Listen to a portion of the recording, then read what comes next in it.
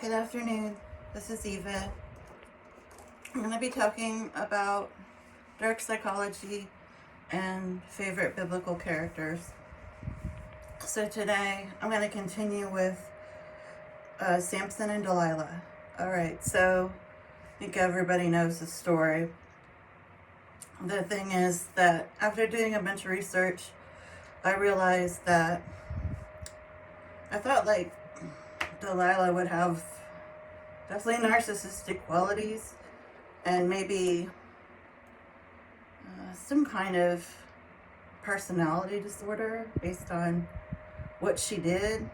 But honestly, on most of the documents I looked at, a lot of them were about women during that time and their financial choices, which were abysmal, of course, and the amount of money she was paid, which I did not realize how much it was. Like, okay, Judas betrayed Jesus for 30 pieces of silver, right? So Delilah got like 1,000, but it's like per different person in the court, including the king. So when it was all said and done, she got like I think there were 5 of them. She got like an incredible amount, like astronomical. So like literally, her and her family could relocate themselves for the rest of their lives with that money. So I don't want to say it was mainly about money, but I mean, obviously it was a toxic relationship between the two of them because their dynamic was not the healthiest. I mean, Samson was a man, obviously, who was favored by God. He had been selected and his parents notified pre his birth that he was going to be especially basically like an agent for God. So the only other people have been announced pre-birth to their parents about their divinity or their supernatural power from God in a human vessel would be Isaac, the one who was almost slaughtered by his father, and Jesus, and John the Baptist. So that's it. So it's a pretty important designation in the Bible, Samson. But Samson's, I suppose, I've looked at different things. They said he had, possibly he had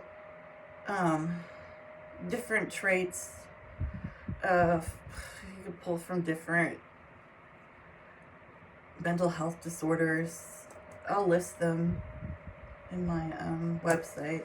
But overall, his main weaknesses to me seem like human, like the 7 deadly sins. They weren't anything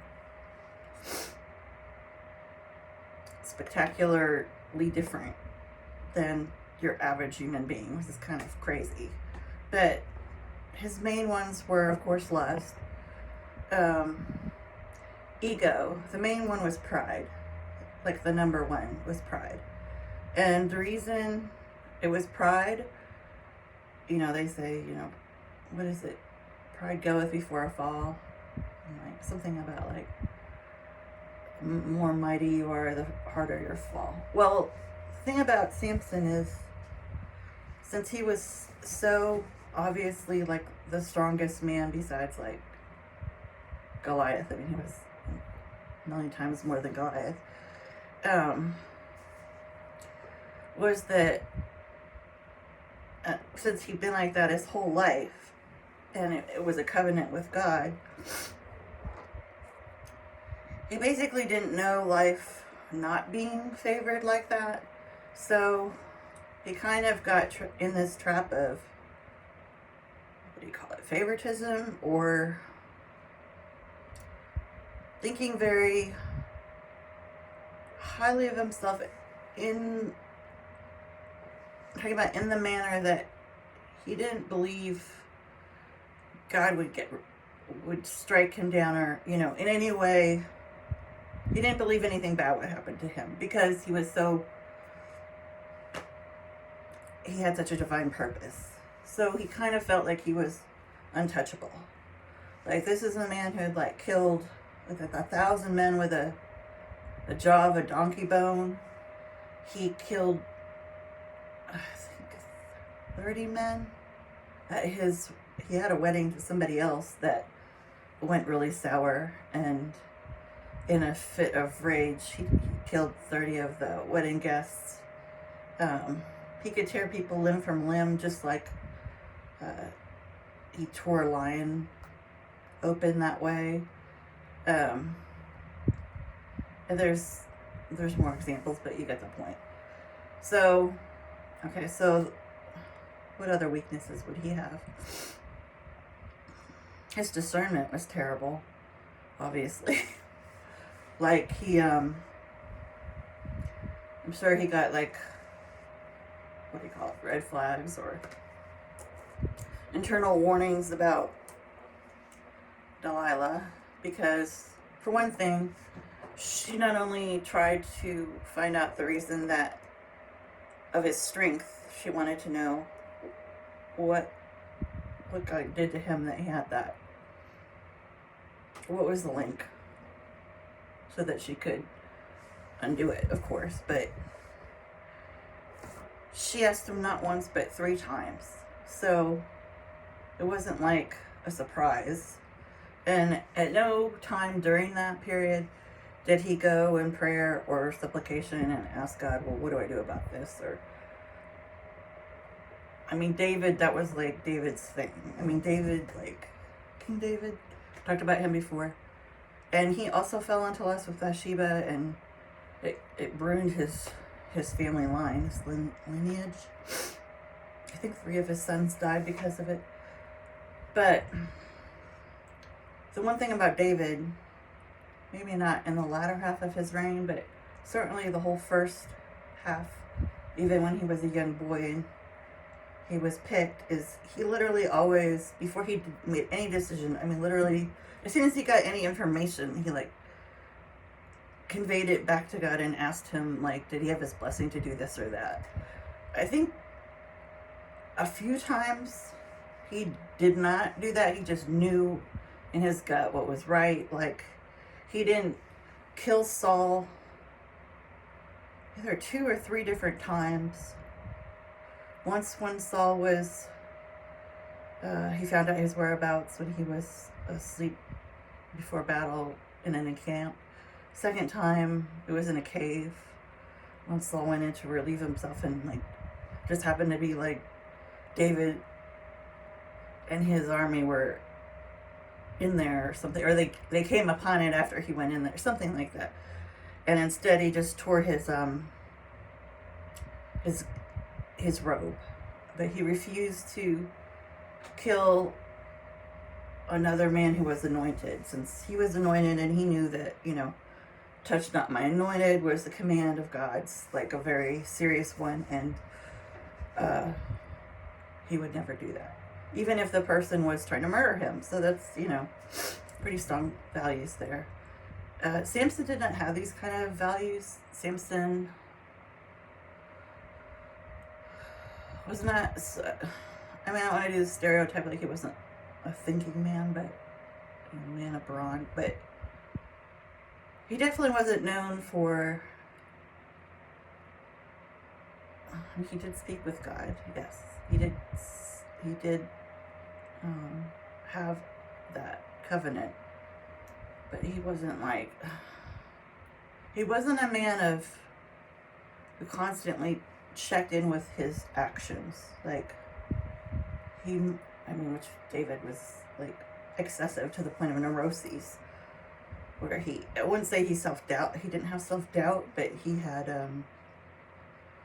like, David truly believed his relationship with God was almost like a super couple, you know, like, decisions were made pretty much within their communication with each other, rather than Samson was more like, I am a decision. Like, I am the living embodiment of God's decision. So it's not like he felt like he had to keep having this continuous moving, flowing communion with God for his purpose. He felt like he was the purpose. So that was an error. And then there's more to the story that I did find is, like, he not only had to have, for his hair obviously had the power, and he had it, when it grew long as a child, it had never been cut at all. And, he had been warned, and his family had to. But not only did it have to be, like, just chopped off, like with a knife, like chop off a braid, it had to be sheared. Like, there had to be, like, complete hair separation. So I didn't know that, which back before they had electric razors, that's probably going to be complicated, and it's gonna be loud. You mean even a electric razor? What is that? What they call them? I don't know. Oh man, but it would have to be. It would make noise. So, if he was sleeping on her lap, which is also super interesting psychologically, because it's like, why is he sleeping on her knees in her lap? Like, it's not like army barges in and they're laying, together asleep. It's like she's wide awake and she has him laying in her lap like a child. Like, it's very, like, I don't want to say Oedipal, but it's very, like, maternal. It's a different dynamic, let's say, which goes perfectly with the story, because he is